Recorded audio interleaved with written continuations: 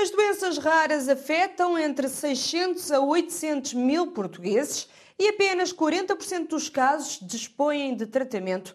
Devido ao peso social e económico destas doenças, a Direção-Geral de Saúde apresenta projeto de plano de ação para as doenças raras.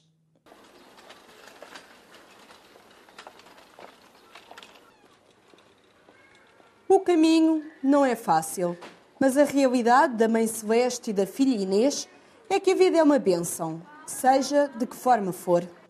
Inês está a entrar na adolescência e aos 13 anos tem uma aparência física de uma criança de 7 ou 8 anos e uma idade mental de um bebê de meses.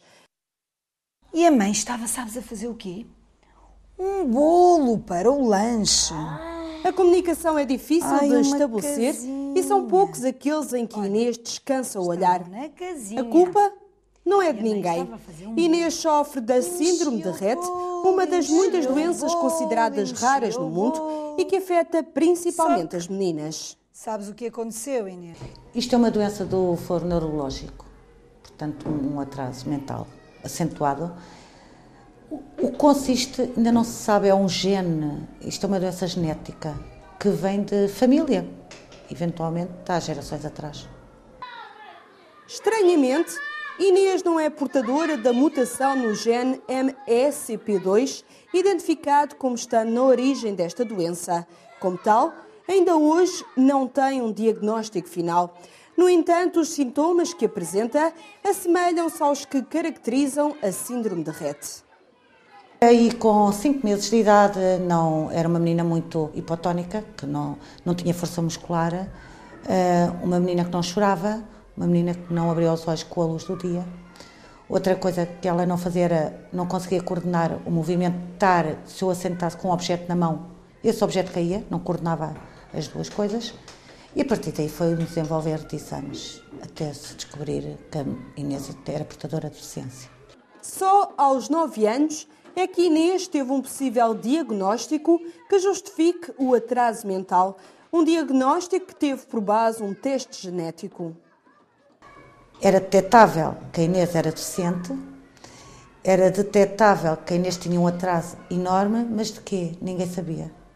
Até para adquirir o atestado de incapacidade da Inês foi muito difícil, porque não havia nada que a Inês se encaixasse no governo, não é no Diário da República. Teve que ser a médica a assumir a responsabilidade da deficiência da Inês. A incerteza faz também parte da história de vida de Sandra Campos. Aos 27 anos, seguia uma carreira na publicidade como account manager e tinha o sonho de ter um filho. Mas foi nessa altura que Sandra viu o mundo desmoronar-se em seu redor. Apesar de desde sempre ter vivido com infecções respiratórias graves, melhorou com a adolescência, mas voltou a piorar. Foi então que lhe apresentaram o diagnóstico final: fibrose quística. Depois, aos 20 e poucos, quando eu comecei outra vez a trabalhar e ter uma vida ativa, muito ativa, comecei outra vez a piorar,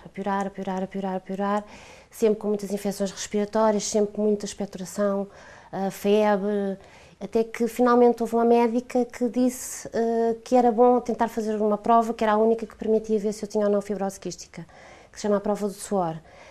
E nessa prova, os valores, se dão muito altos, permitem realmente ter a certeza que a pessoa tem fibrose quística, e que foi o que aconteceu aos 27 anos. Aos 27 anos, os médicos disseram a Sandra que a sua esperança de vida seria até aos 30 anos. Aos 38, Sandra relembra o que sofreu com os riscos provocados por uma gravidez desejada e por sucessivas hospitalizações, onde as infecções provocadas por micro-organismos resistentes aos antibióticos lhe sugaram a vida. Sempre da hospitalização, portanto, foi dos 27 aos 33. Portanto, aos 33 foi na altura em que eu tive 2 pneumotórax espontâneos, portanto, que é ar que está dentro dos pulmões e que acaba por rebentar uma bolha e vai para umas ondas chamadas pleuras, e que esse ar tem que ser drenado, porque senão a pessoa acaba por sufocar, não é? E isso aconteceu-me por 2 vezes, num período muito curto, aconteceu-me por 2 vezes, e acabei por ficar ligada ao oxigénio, sem saber como, nem porquê, 24 horas. E a partir daí comecei a sentir que não tinha forças para nada, não conseguia fazer nada. Hoje, Sandra toma todos os dias 40 comprimidos, não apenas devido à fibrose quística, mas também imunossupressores devido ao implante de pulmões a que foi submetida em Espanha, na Corunha. A viver em Lisboa com o filho e os pais, Sandra tem ainda muitos obstáculos para ultrapassar, mas um dia de cada vez.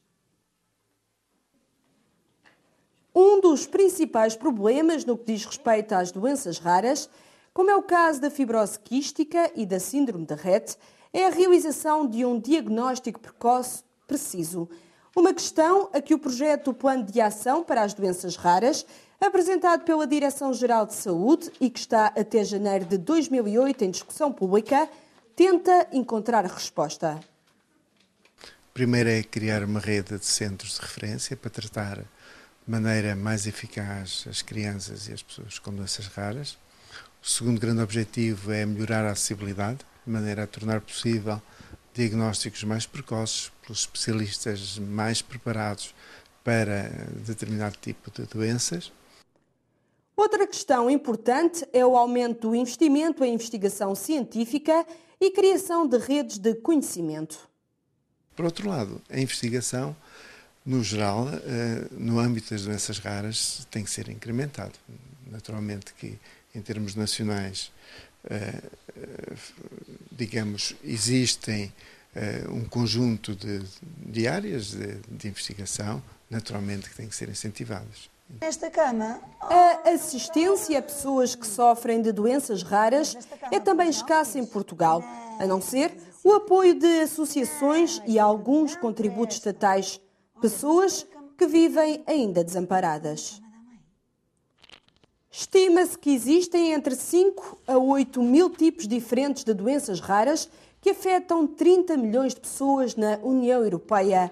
Inês é uma das pessoas que está presa por uma doença que surge em uma em cada 15 mil pessoas na Europa. Já Sandra conseguiu ultrapassar por várias vezes o limite da esperança de vida prevista. Sandra sabe que um anjo lhe devolveu vezes sem conta a vida. Tudo. E porque uma vida é mesmo pouco para mim.